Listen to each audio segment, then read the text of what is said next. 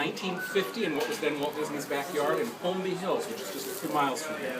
Walt Disney had a love of barns that went back to his childhood. When he was 5 years old, the Disney family moved to a little farm outside of Marceline, Missouri. Walt Disney said that the next 6 years of his life were the happiest that he had ever known. Now, we don't have photographs of the Disney family from that time, but there was a photograph of the farm itself taken a few years earlier. This is a detail of that photograph, and as you can see in this detail, it shows the barn on the back of the property. And if the silhouette looks familiar, it's because it's very similar to this barn. In 1946, excuse me, I'm going to head over here for just a moment. In 1946, Walt Disney was working on a combination live-action animated film entitled So Dear to My Heart. And in that movie, part of the live action was set on a little family farm in the Midwest, Granny Kincaid's farm. And when Walt Disney was describing to the art director, John V. Cowles, how he wanted the barn at Granny Kincaid's farm to look, people thought Walt sounded like he was describing something specific. He wasn't just making up something in his head, he was actually describing the barn that he remembered from his childhood. Up here is memorabilia from the movie So Dear to My Heart.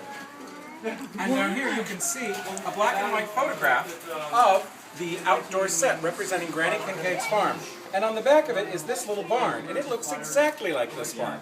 Well, that was because just a few years later, when Walt decided to make a barn, the centerpiece in his backyard railroad, he had them go to the same plans, scale them down, so that he could then have that barn as his backyard workshop. So, just a moment. And now,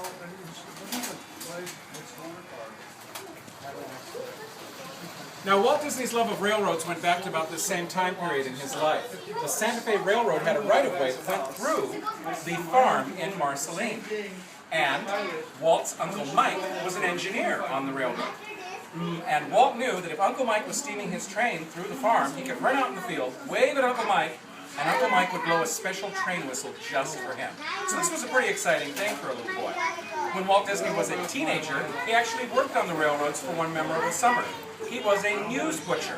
These were young men who wore uniforms and marched up and down the aisles, bending things, selling things to the passengers. So for Walt, trains also represented the first taste of independence, earning his own money, as well as the allure of travel to faraway exotic places like Kansas City. In 1948, Walt Disney was a guest at the Great Chicago Rail Fair. America's railroads had gotten together to celebrate the centennial of America's railroads. And they had a big outdoor pageant called Wheels A-Rollin', in which they had beautifully restored Victorian locomotives in a great big outdoor spectacle. Walt Disney went, and he took with him one of his top animators, Ward Kimball. Ward, of course, one of the 9 old men of Disney animation, also had the distinction of being the first private individual in the United States to own his own steam locomotive. In 1938, Ward Kimball purchased a Victorian steam locomotive engine that was being sold for scrap. And for the next 50 years, he restored and operated in his backyard as the Grizzly Flats Railroad. On the far wall over here, we have some memorabilia and things that belong to Ward Kimball, including part of his antique toy train collection. Another one of Walt Disney's top animators, Ollie Johnston, also operated live steam in his backyard. Ollie's trains were 1/12 scale steam trains. 1/12 scale, 1 inch to a foot, is about the same size as a modern dollhouse. Over here on this wall, you can see a 1/12 scale steam train, the same scale as Ollie's. And over on the table where you see the sign that says Flint Ridge are some toolboxes and other things that belong to Ollie Johnston that he used when he was working on his railroad. Walt Disney liked to go and visit Ollie Johnston's train layout, and well, all of these things were coming together at about the same time that Walt and Lily Disney were getting ready to build a new home in Holmby Hills. This is a blueprint of the Holmby Hills property. As you can see, it's a long, narrow lot. It was a level area up here on the top of the road. It then dropped down steeply to a public access bridle trail in the canyon below. Up here on the level part, they built the main house, the pool house and the garage, and they had a great big lawn where Lily Disney could have lawn parties.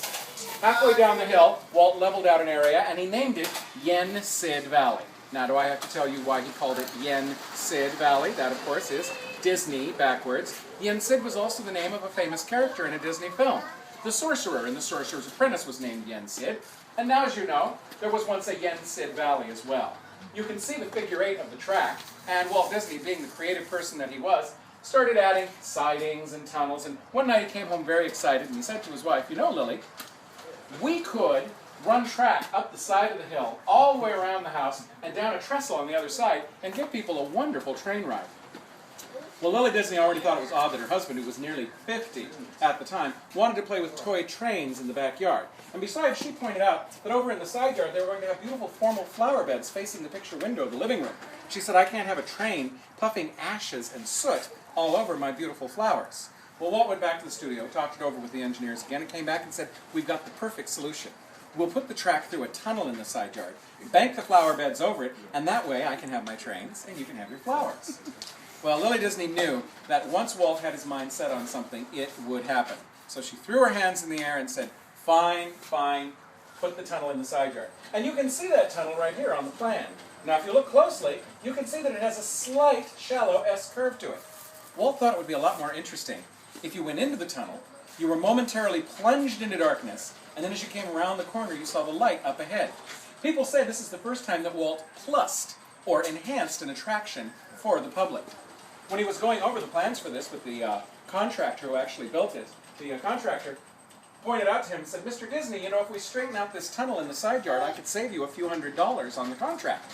Walt said, if I wanted to save a few $100s, I wouldn't be building this whole thing in the first place.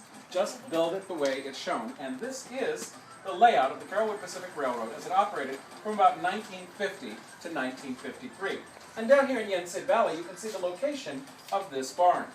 Now, we're very fortunate to have not only the barn from the Carrollwood Pacific Railroad right here in Griffith Park, but also some actual pieces of Walt Disney's Backyard Railroad. Right here in the middle of the room is a section of track. This is the X, the crossing track, that was in the middle of Yen Sid Valley. This was the center of the figure 8. If you look closely at the side of the track, you can see vestiges of black paint clinging to the rail.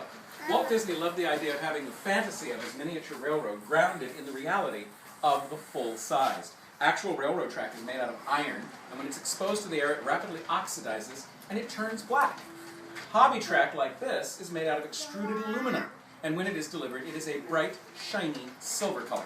By the way, I would draw your attention just for a moment to this footage that you see. I'll be talking about that in just a moment. You can see Walt riding one of his trains around the Disney studio. See that big section of track right there? Well, we have one of those here, and I'll show it to you in just a moment. Well, this bright, shiny aluminum track did not do for Walt Disney, so he had every last inch of his track powder-coated with black paint. Now, this track, having been exposed to the elements for many years, has a lot of the paint worn off. But over on this side of the display, we have a straight section of track that was used to make the very program that is showing on the screen right now. It very seldom works out this way. It's very exciting. That section of track that you see on the floor there is actually a portable section, and this is one of the portable sections that was used. And as you can see, this section has all of its black paint on it, and it looks just like the full-size track. This is a switch that was used in Walt Disney's backyard. This is a 1/8 scale replica of a Victorian train switch. Now you notice I said 1/8 scale. You recall when I talked about Ollie Johnston's trains, I said they were 1/12 scale, 1 inch to a foot. Walt's trains were 1/8 scale, 1.5 inch to a foot. Walt Disney wanted his toys to be bigger than everyone else's toys, so he had 1/8 scale trains. This is not only a good replica of a 1/8 scale replica of a full-size Victorian train switch, it actually works just like one as well. If this was out on the track, you could actually lift this handle, turn the switch, this arrow would point in the direction it was going, and the track would actually shift and the train would go off in that direction. There were 11 of these switches in Walt Disney's backyard, and all 11 of them were also wired to a very sophisticated switcher board that was located right here in the barn where Walt could operate the Lily Bell engine by